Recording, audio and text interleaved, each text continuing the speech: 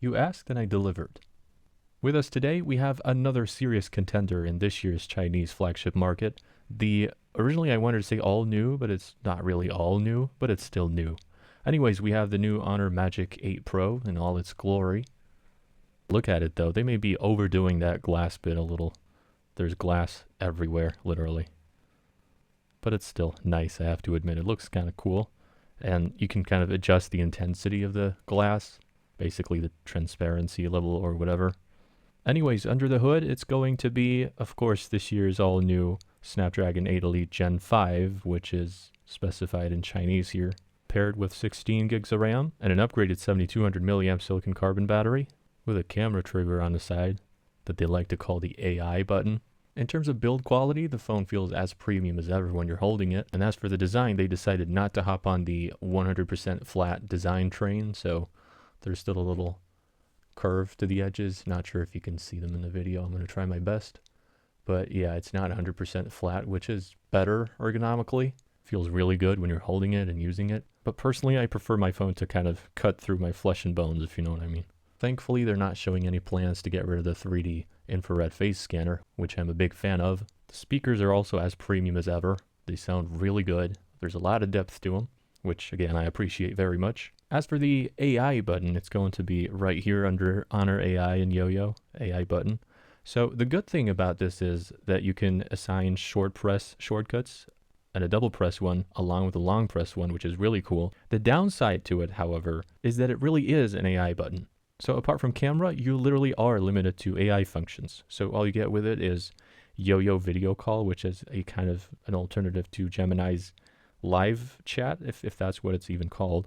I don't really remember. And then there's Yo-Yo agent, which is Gemini, the Chinese equivalent. And then there's Yo-Yo lens. I mean, I'm not going to comment on that. Yo-Yo memories, and that's about it. There's nothing else that you can dedicate to it in any of these modes. So that's not really nice. I mean, it's good to have it, but I guess there's always room for more development. Hopefully they do that. I'm hoping it's at least remappable through some third-party app like Button Remapper or Button Mapper or whatever. We'll find out more about that later in my globalization tutorial. The Chinese version, which I've got right here, is definitely usable outside of China.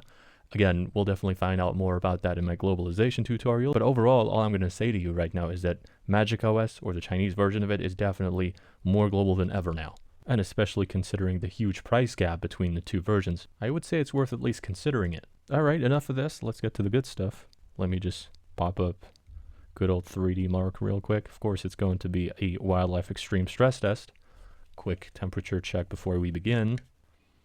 It's going to be 27.7 on the front and 26.5 on the back.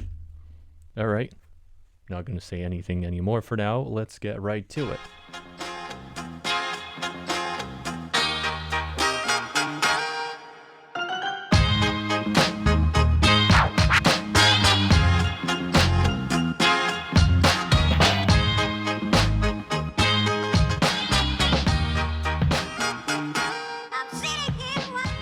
All right, we're done. Let's just do a quick temperature check like always before anything. That's super hot, really. 47 almost on the front.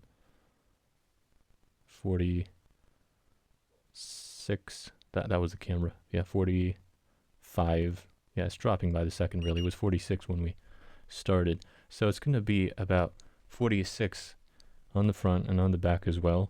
All right, now moving on to the scores. As for our best loop score, we managed to get 7400, which is really respectable. But then again, when it comes to stability, I'm not as impressed as I thought I would be. I was kind of hoping for 70% at least, but I mean, 60 is better than crashing altogether, right? However, things start to get interesting when you look at the chart right here. So as you see, it's a very, very stable performance. That's like a ruler, right? So it does drop in the first 6 minutes to the minimum, but then it stays there throughout the entire test. So while it is true that we could have probably hoped for a slightly higher lowest loop score, a straight line is definitely better than a jiggly one. So there really isn't supposed to be any sort of throttling induced frame rate fluctuations throughout the entire gameplay of whatever game it is that you're trying to play. In terms of battery though, we did go down by 10%. Nothing disastrous, but it's not really impressive either. So the Honor Magic 8 Pro really does seem like a serious contender when it comes to performance. We'll definitely find out more about that when we do our gaming test. Now, you probably did see a notification for one of the numerous eye protection features that this phone has while I was talking about the performance. So the Honor Magic 8 Pro does come with a lot of eye comfort display options, as it suggests. I can't really think of any other phone that has this many options to protect your eyes. I can't say all of them are helpful, but some of them definitely are. But yeah, overall it's a beautiful display, very pleasant to use, and together with the premium bass enabled speakers, they make the Honor Magic 8 Pro an exquisite choice for watching movies and videos overall. The new Honor phone also comes with an upgraded telephoto sensor, which takes delightful shots. More on that later. So this was an initial first look at the phone. We're definitely going to be having some more fun together. I have another very serious contender for it lined up already for our gaming test, so make sure to subscribe, and do not miss out on that and more. Alright, I'll see you on the next one. Peace out.